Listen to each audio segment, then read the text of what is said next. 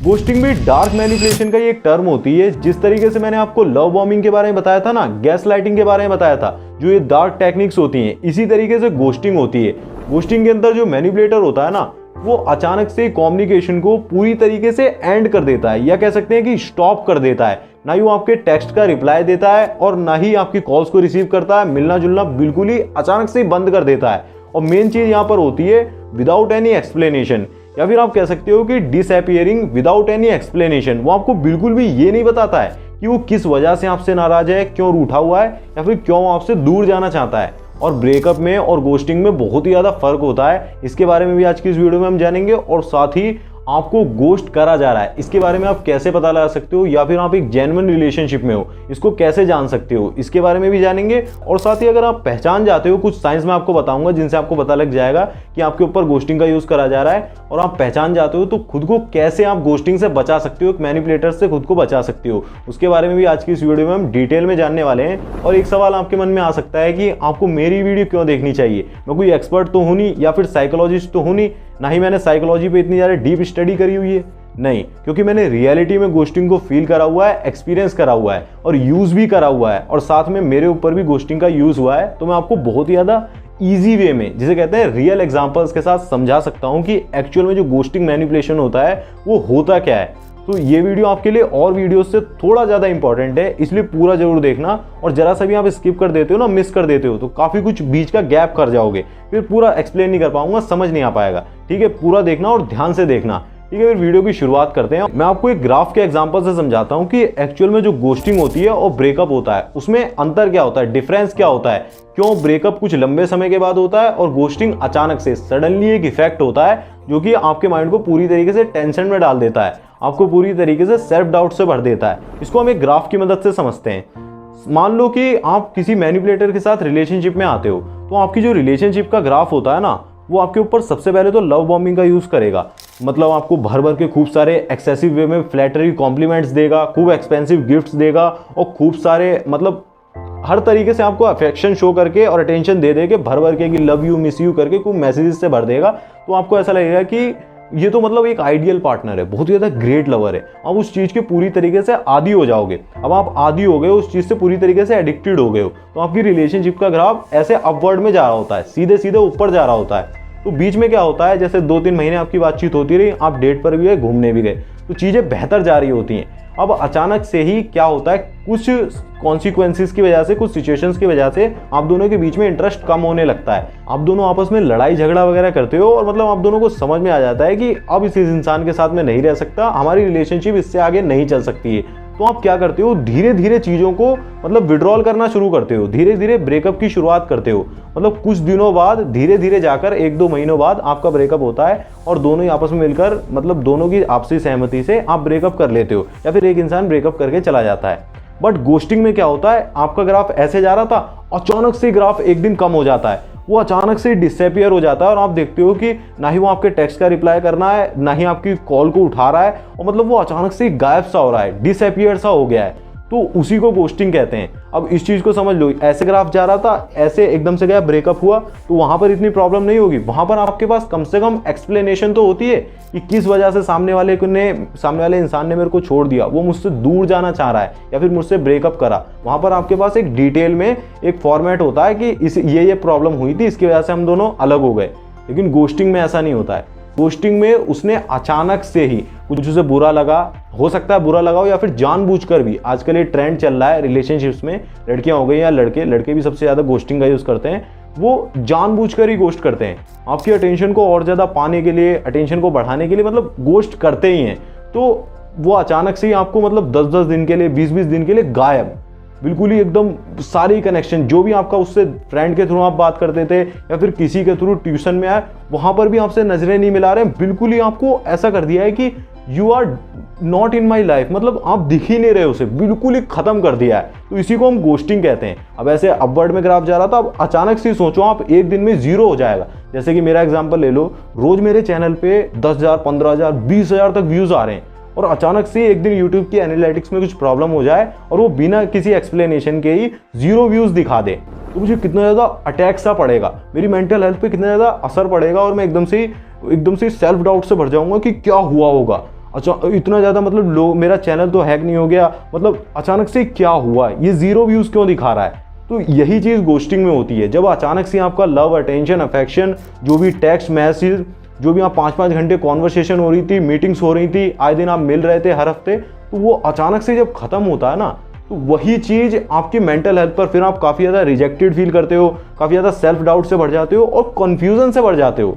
फिर आपके दिमाग में काफ़ी सारे क्वेश्चंस होते हैं जो जिनका आंसर आपको नहीं मिल पा रहा होता है।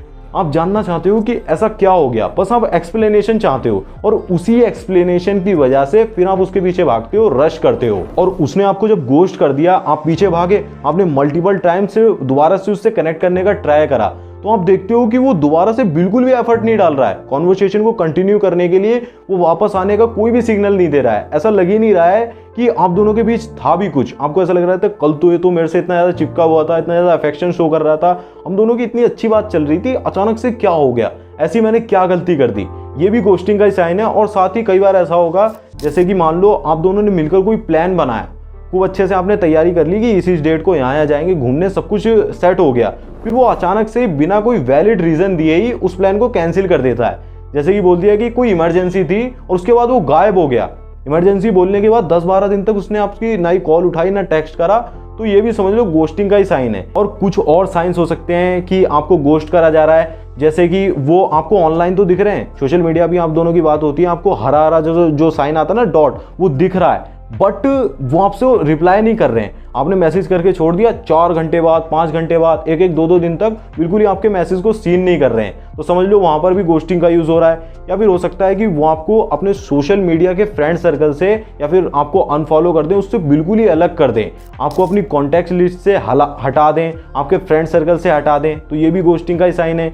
या फिर आपके मैसेजेस का बहुत शॉर्ट में, ब्रीफ में रिप्लाई करना शुरू कर दें कि हाय हेलो तक ही बात चलती है, उसके बाद आप बड़े बड़े पेजेस लिख के भेजते हो कि ऐसा क्यों करा तुमने, ऐसे ऐसे, और वो टाल देते हैं, सीन करके छोड़ देते हैं, तो ये भी घोस्टिंग का ही एक साइन है। और इसके बाद आपको कुछ हद तक गट फीलिंग्स भी आने लगती हैं कि कुछ तो गलत हो रहा है, क्योंकि उनके बिहेवियर में अचानक से बहुत चेंज देखने को मिल रहा है। बिल्कुल ही वो उन्होंने अचानक से जो आपको अफेक्शन, जो भी अटेंशन दे रहे थे, वो वापस ले लिया है, विड्रॉल कर लिया है, अब वो आपको कुछ भी शो नहीं कर रहे हैं, तो उस वजह से गट फीलिंग्स भी आ रही हैं। बट आप उन गट फीलिंग्स को इग्नोर कर देते हो और आगे बढ़ जाते हो, जो मैंने बताया ना, गलती करते हो आप। अब आप खुद से एक बार जरा ये सवाल पूछो कि कोई अगर इंसान आपसे इतने लंबे समय से जुड़ा हुआ है, आपका उसके साथ इतना ज़्यादा डीप रिलेशनशिप था, इतना ज़्यादा मीनिंगफुल रिलेशनशिप था, अब वो अचानक से आपको घोस्ट कर दे और रातों रात ही चीज़ें पूरी तरीके से पलट जाएं, वो बिल्कुल ही स्टॉप कर दे कॉन्वर्सेशन को, बिल्कुल ही कम्युनिकेट करना बंद कर दे, तो आपको कैसा फील होगा। आप काफ़ी हद तक स्ट्रेस से भर जाओगे और काफ़ी ज़्यादा जो अनवांटेड क्वेश्चंस होते हैं ना कि क्या हुआ होगा,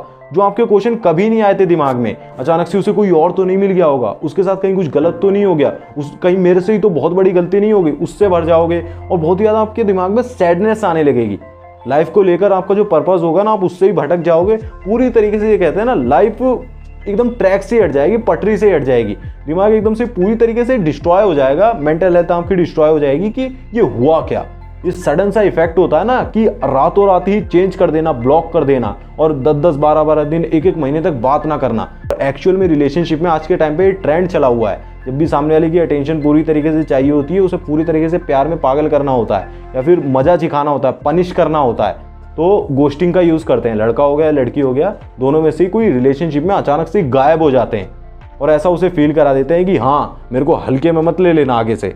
ऐसा भी होता है, कई बार जानबूझ के भी करते हैं, कई बार आपने सच में करा होगा ऐसा कुछ। बट आप अगर पूछोगे तो ज़्यादातर वुमेन्स एक्सप्लेन कर देती हैं, गर्ल्स एक्सप्लेन कर देती हैं। 2-3 बार पूछने पर भी एक्सप्लेन ना कर रही हो और घोस्ट कर रही हो, बार बार छोड़ रही हो, सेम बिहेवियर आपको दोबारा शो हो रहा होगा, तब आपको क्या करना चाहिए वो आगे बताता हूँ। तो सबसे पहले जब आपको समझ में आ गया ना कि मेरे को घोस्ट करा गया है, मतलब आपकी रिलेशनशिप जेन्युइन नहीं थी, एक टॉक्सिक, एक मैनिपुलेटर इंसान के साथ आप रिलेशनशिप में थे, तो आपको काउंटर कैसे करना है, उससे खुद को बचाना कैसे है। सबसे पहले आपको क्या करना है, अगर वो जा रहा है ना, जाने दो। अब बहुत सारे लोग ये करेंगे, एकदम से हकबका जाएंगे कि अरे ये क्या हुआ, अचानक से सब कुछ बदल कैसे गया। उनसे जो चेंज होता है ना, सडन चेंज होता है, जो अचानक से डिसअपियर हो गया, सडनली डिसअपियर हो गया, वो झेला ही नहीं जाता है। वो फिर लंबे लंबे मैसेजेस, लंबे लंबे टेक्स्ट करके भेजते हैं कि क्या हो गया, मुझे बताओ, रीज़न एक्सप्लेन करो, ये वो, और सामने वाले बंदे को तो मज़ा आ रहा है। तो ये चीज़ आपको बिल्कुल भी नहीं करनी है। आपको अगर समझ में आ गया ना गोस्टिंग का यूज, हर बार वो ऐसा ही शो कर रहा है, तो आगे से ये गलती बिल्कुल भी नहीं करनी, उसे जा रहा है जाने दो और कुछ दिनों बाद धीरे धीरे करके उसकी मेमोरीज को बिल्कुल ही मिटा दो, क्योंकि ऐसा इंसान आज नहीं तो कल आपको दुखी देने वाला है।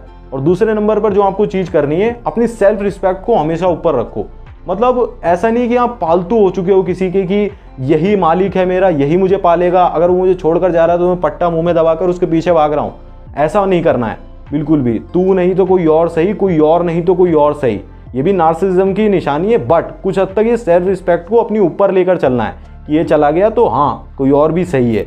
ऐसा नहीं है कि मतलब वही है और वो चला गया तो आप पीछे पीछे जा रहे हो कि नहीं नहीं मुझे मनाना है, मेरे को तो वही चाहिए। ऐसा नहीं होगा, क्योंकि वो पर्सन जब जानबूझ के आपके साथ कर रहा है विदाउट एक्सप्लेनेशन के, वो एकदम से भाग रहा है और गोस्ट कर रहा है बार बार, आपको पहले भी यहाँ पे एक्सपीरियंस कर चुके हो, तो इसका मतलब है कि वो आगे भी ऐसा ही करने वाला है। फिर आप कहोगे कि मेरी रिलेशनशिप तो बहुत टॉक्सिक हो गई, मैं टॉक्सिक इंसान के साथ फंस गया। नहीं, वो पहले से ही सारे साइंस को शो कर रहा था, आप ही हो जो उसे इग्नोर करे जा रहे थे, उसके बिहेवियर को इग्नोर कर रहे थे। तो आगे से सेल्फ रिस्पेक्ट को बिल्कुल भी डाउन नहीं होने देना है। ऐसा नहीं अब आपकी ही गलती है, पर्सनल आपने कुछ गलत करा है और वो एक्सप्लेन भी कर रहा है, आप चढ़े जा रहे हो, तो ये नार्सिसिस्टिक पर्सनैलिटी हो गई।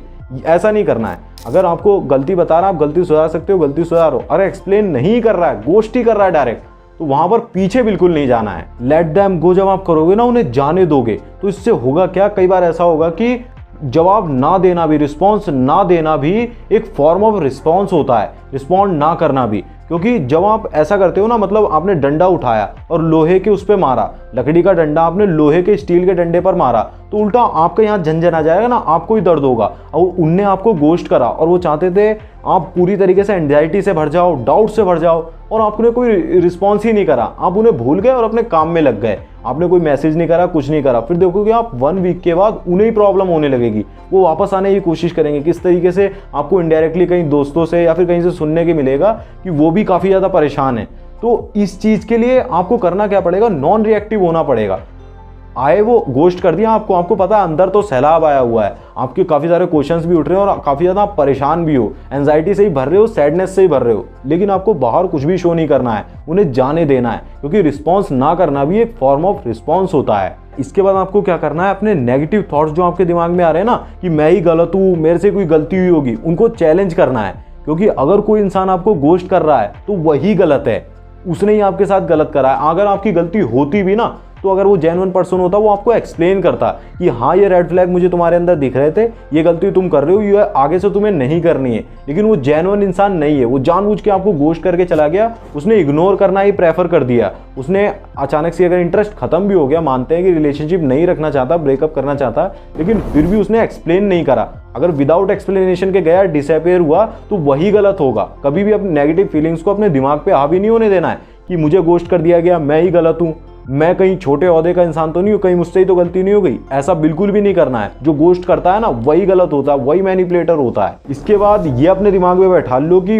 ओवर एनालाइजिंग को बिल्कुल बंद कर देना है। कई बार ऐसा होगा कि आप क्लियरिटी और भी ज़्यादा बढ़ाने के लिए कि छोटी छोटी इंटरेक्शंस को देखोगे, मैसेजेस को देखोगे, पास्ट में जाकर कि कहीं मैंने यहाँ पर ये गलती कर दी थी, आप जबरदस्ती कहीं अपने परसेप्शंस बनाना शुरू कर दोगे कि यहाँ मैंने ये गलत बोल दिया था, इसकी वजह से क्या पता उसे बुरा लग गया हो, उसको ठेस पहुंची हुई।